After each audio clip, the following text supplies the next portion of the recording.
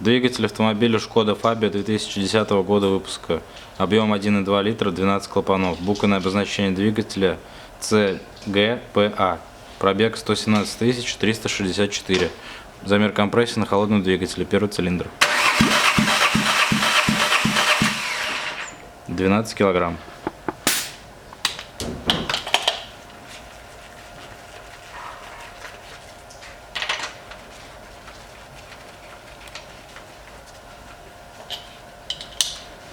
Второй цилиндр. 12 килограмм.